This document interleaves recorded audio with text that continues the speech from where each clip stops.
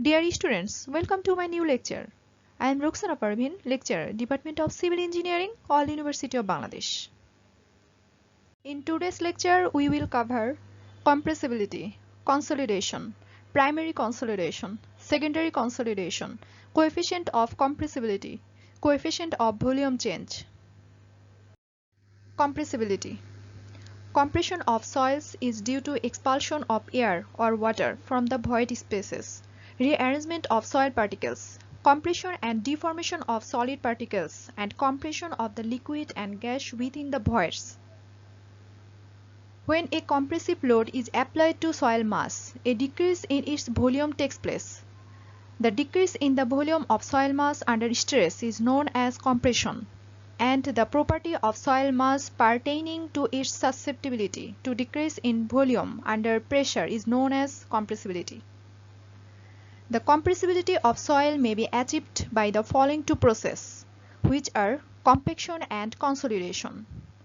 Compaction is an instantaneous process which occurs rapidly, and it happens due to expulsion of pore air.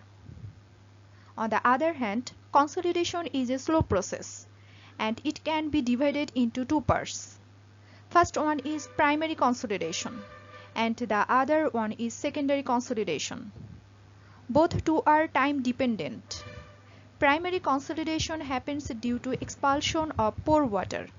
Secondary consolidation happens due to plastic readjustment of soil. Both processes may take several years. Consolidation. According to Sartarjagi, every process involving a decrease in the water content of a saturated soil without replacement of the water by air is called a process of consolidation. So the consolidation is the compression of saturated soil under steady pressure, and it is occurred as a result of water expulsion from the soil voids. In consolidation process, due to the application of load on soil, the volume of water reduces, and as well as the total volume also reduces. Primary consolidation. The reduction in volume of soil, which is due to principally to a squeezing out of water from the voids, is termed as primary consolidation, primary compression, or primary time effect. When a saturated soil is subject to a pressure, initially all the applied pressure is taken up by water as an excess pore water pressure. A hydraulic gradient would develop and the water starts flowing out, and a decrease in volume occurs. This reduction in volume is called as the primary consolidation of soil. In fine-grained soils, the primary consolidation occurs over a long time. However, in coarse-grained soils, the primary consolidation occurs rather quickly because of high permeability. Secondary consolidation. The secondary consolidation happens after the primary compression. Even after the excess hydrostatic stress has dissipated, some of the settlement happens in the soil after primary consolidation, and that is termed as secondary compression, and it is usually time dependent. In sandy soil, this type of settlement is negligible, but in the soil like clay and peat, it is more significant. The secondary consolidation is otherwise called as secondary compression. Secondary consolidation becomes important for certain types of soil such as peat and soft organic clay. Secondary consolidation is time dependent, and sometimes the occurring time is infinity. Coefficient of compressibility AV. The coefficient of compressibility is defined as the decrease in void ratio per unit increase of pressure. It is denoted by AV. Here AV equal to minus del E divided by del sigma prime. The negative sign has used as the compressibility decrease with the increase of pressure. Coefficient of volume change MV. The coefficient of volume change or coefficient of compressibility is defined as the change in volume of a soil per unit of initial volume due to a given unit increase in the pressure.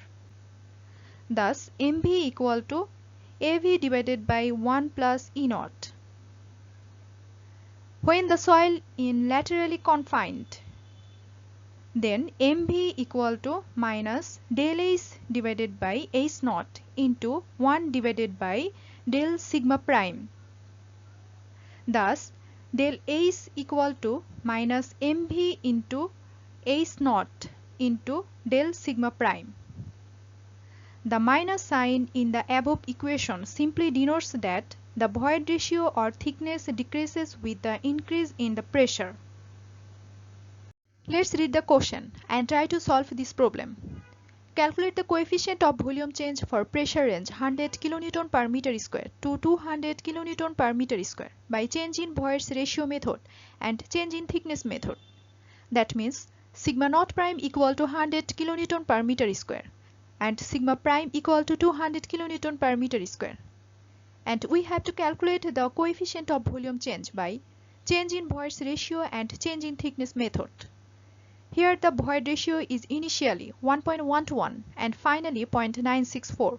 That means E naught equal to 1.1 to 1 and E equal to 0.964.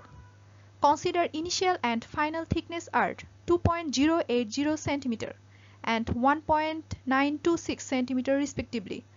So H naught equal to 2.080 cm and H equal to 1.926 cm. We know mv for change in void ratio method is minus del E divided by 1 plus E naught into 1 divided by del sigma prime. Here given in question. Initial pressure sigma naught prime equal to 100 kN per meter square. Final pressure sigma prime equal to 200 kN per meter square. So change in pressure del sigma prime is the difference between final and initial pressure, which is 100 kN per meter square. Initial void ratio E naught equal to 1.1 to 1. Final void ratio E equal to 0.964. So change in void ratio del E is the difference between final and initial void ratio, which is minus 0.157. If we replace all these values in this equation, we get mv equal to 0.74 meter square per meganewton. Similarly, mv for change in thickness method is minus del H divided by H naught into 1 divided by del sigma prime. Here from question, initial pressure sigma naught prime equal to 100 kN per meter square. Final pressure sigma prime equal to 200 kN per meter square. So change in pressure del sigma prime is the difference between final and initial pressure, which is 100 kN per meter square. Initial thickness H naught equal to 2.080 cm. Final thickness H equal to 1.926 cm.